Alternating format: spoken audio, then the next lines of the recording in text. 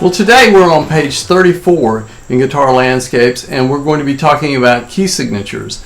The key signatures are best understood just by reading the chapter in the book, but I'm going to touch a few points here for you that hopefully will help you kind of see and visualize what we're doing here on the guitar.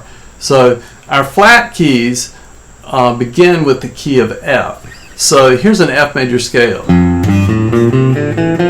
Now as I play those notes, I'm really only playing one flat note, and that's the B flat note right here. That's on the 5th string on the 1st fret. Now we write that on the key signature on the music staff, and that falls on the middle line of the music staff. So right after the treble clef, which is that fancy looking S symbol, right beside that on the middle line, we write a character that looks similar to a B. It's just a straight line, and then a little sort of a half of an apple is the way it's always been explained to me. That's not really a B, but it's kind of just a funny little half of an apple shape. And by using that, when we look at music, we can identify the key right off the bat. So as we look at a key signature, it tells us a lot about what's going on with the song. As we said earlier, it tells us a lot about the chords to expect, because we know that there's a harmonized major scale that goes along with that.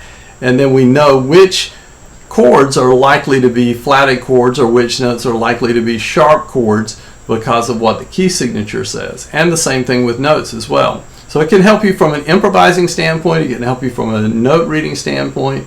Once again, if you don't read, I would encourage you to learn to read, but you need to at least learn a few of these basic things about looking at music written on the staff and understanding what's going on.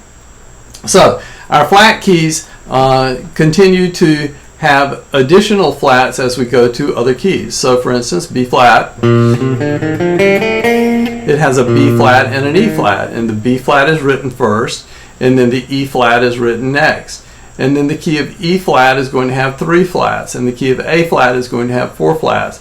And they're written in a very specific order. The quick and easy way to learn all of your key signatures and learn how to write them out is to just sit down with a piece of music paper and start writing out all of your flat symbols in the key of C flat, because that is the key that has all of the flats in it. They have to be written in a specific order, so that will teach you the order to write your flats in. The same thing can be done with the sharp keys. The first sharp key is the key of G. Here's a G major scale. It has an F sharp in it. That F sharp is the first symbol that's written on the music staff for your key signature for the key of G, and it's written on the very top line of the staff. It looks like a pound sign or a hashtag. And then the next key is the key of D. It has 2 sharps in it. It has an F sharp and a C sharp, and the F sharp comes first, and then the C sharp comes next, and then the key of A, and it adds a G sharp to those previous 2 sharps. And as you go through the keys, you'll end up with 7 sharps, which would be the key of C sharp. And once again, if you learn to write out the key of C sharp in your key signatures, then that's the quickest way to learn how to write them out in the correct order. And you're also learning how all the other sharp symbols are written in for all the other keys at the same time. So it's quick and easy. The shortcuts for both of those, with the flat keys, you go to the next to the last flat, and that will tell you what key you're in. And with the sharp keys, you go to the last sharp and go up a half step, and that will tell you what key you're in. The harmonized major scale is really important and really integral to understanding how music works. So far we've done the C major scale, and we've also done interval shapes, which would be, here's my major 2nd, here's my major 3rd, here's my perfect 4th, here's my perfect 5th, here's my major 6th, here's my major 7th, and then here's my octave. Now, by knowing that, and by knowing the harmonized major scale, and remember, that works this way: the 1, the 4, and the 5 chord are major chords, the 2, the 3, and the 6 chord are minor chords, and the 7 chord is a diminished chord. By using those interval shapes, I can tell you the chords that belong to any key.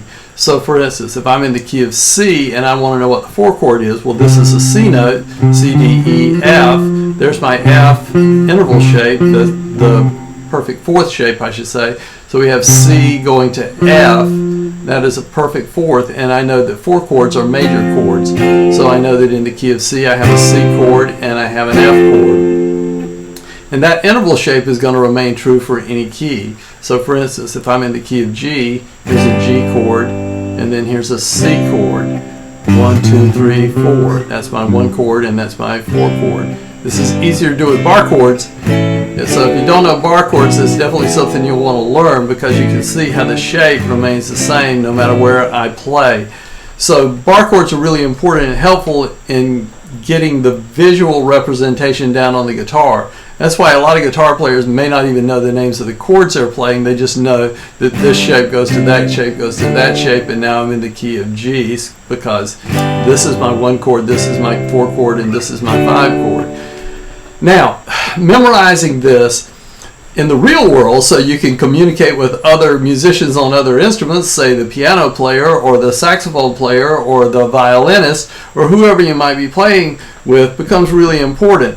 So for instance, if I'm in the key of G and I want to know what the 6th chord is, well, here's my G note, here's my major 6 interval shape, right? So my 6th chord, I know for any key, is going to be a minor chord. So it's going to be based on this note. Here's my G, there's my E.